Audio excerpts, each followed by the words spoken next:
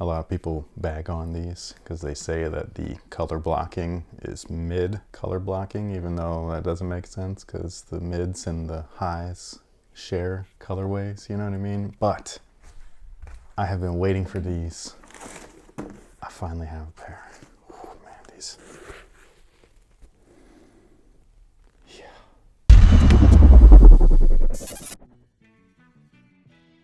Hey, what's good guys? My name's Chris. Welcome back to the official WearTesters.com YouTube channel. Today we got a detailed look and a review on these pretty ass things right here, man.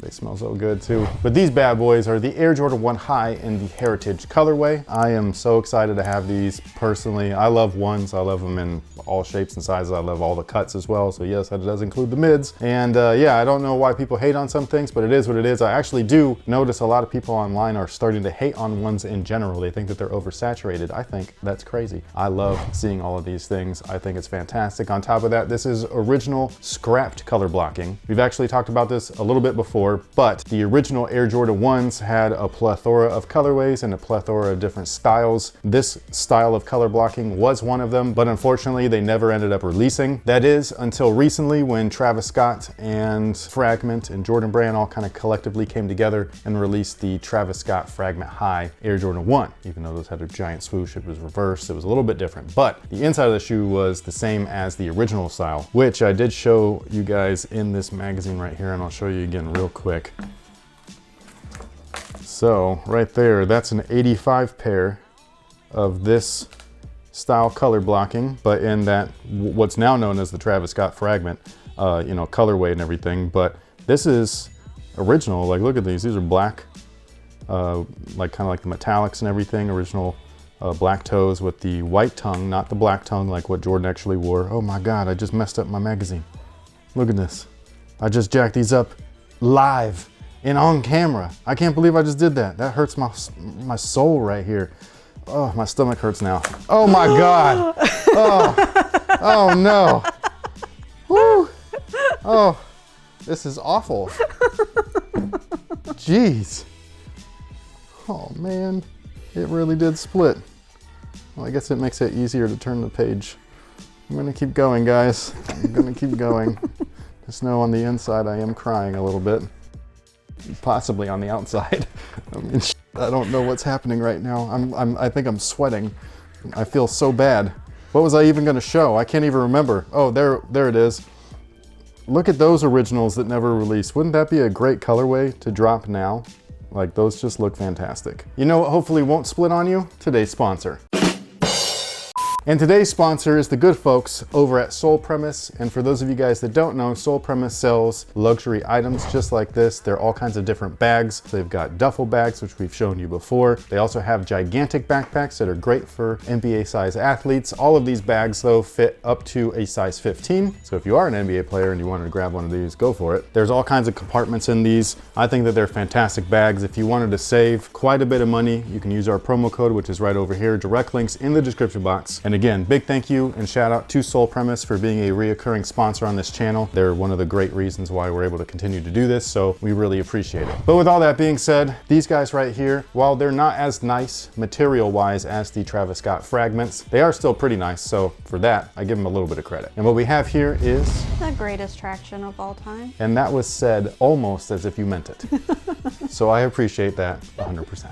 But yes, this traction is so good, it'll pop your hip out and prevent you from doing performance reviews. Just letting you know, don't try it. But anyways, the cup sole right here is pretty much standard on most Jordan 1s, unless you look at your slip-ons that you're actually wearing. They have a Phylon cup sole, which I'm very jealous of still. I don't know why they haven't done that, but they should. But inside of that is a polyurethane wedge, and inside of that wedge is actually an air sole unit. But like I was showing you in that magazine, this color blocking is original. This colorway is not, so this is a new colorway on that original style color blocking. And I just think that this looks great. That heritage name, I don't know what their meaning is behind that. I assume that it is pointing towards the brand's heritage, maybe because this is original style color blocking, or maybe because this is a Chicago-esque colorway, so this could be like one of those what ifs, you know what I mean? Or like the alternate stuff, like they do the alternate 91s and yada, yada, yada. Now the leather on these guys, like I was saying before, isn't the best. It is actual leather all the way through. You can see that in all of the cuts. So the white leather is actually quite thick. It's a lot thicker than I expected it to be, because a lot of these Jordan One highs are very thin cuts of leather, which makes them soft and pliable and comfortable on foot. It's not the greatest amount of leather, but it's good enough. This is not quite 85 cut style of thickness, but it's very close, so I'm kind of like impressed by that. The one difference though is that the coating, or the polyurethane coat that they put on top of the leather, is smooth as shit.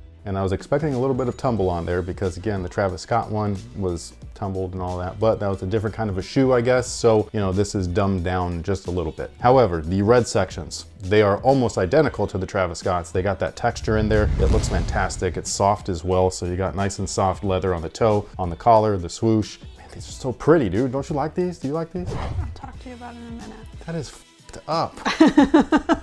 Jeez.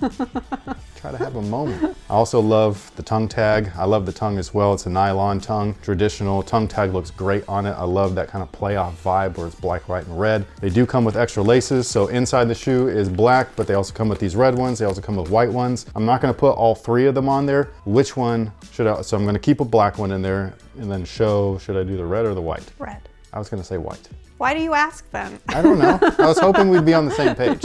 I'm gonna go with white, but just know that she wanted the red, and if you did too, you guys can like digitally high five and then flip me off. And then the insole is the new style. The recyclable, eco-friendly one. Yes, so I did not know what these were like originally. I thought that they were interesting because they're pretty fluffy. So it's not quite as open-celled as those cheap blue Ortholite ones. So they're not gonna bottom out super fast, but they also don't feel as substantial as the polyurethane stuff that we've been getting in select retros. And I was wondering what kind of material this was, thanks to one of our great Discord members. If you wanted to join, link is down below in the description box. But he was explaining that this is actually polyurethane, but it's eco-friendly. So that's what this is. It is comfortable. I don't think that they're as comfortable as traditional polyurethane insoles, so I'd have preferred that. But for the price increase that we're seeing on these are now gonna be $170. Like, you gotta do something. So there's that. And then again, the leather cuts, or the thickness of leather, was substantially thicker than the other Jordan 1 highs that we've been seeing. Just in case you guys are wondering though, the insides are pretty much the same still, so it's not a board last like what you'll see on the 85 cuts. So this is not quite playable. You can play in them, but it's not meant for basketball. If you want to play in the 85 cuts, if you wanted to get that Air Jordan 1 experience, that is the shoe that I would recommend to play in or try and play in. It'll take you some time to break them in, but you'll feel like MJ. And also, I forgot to say earlier, this box is gorgeous. It's actually flat or matte, so it's not glossy and everything, but kind of reminds me of Christmas.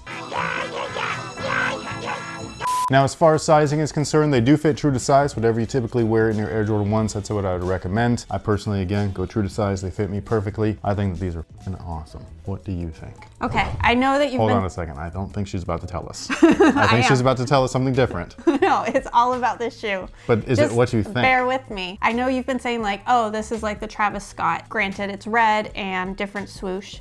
And so I went back and I looked at it.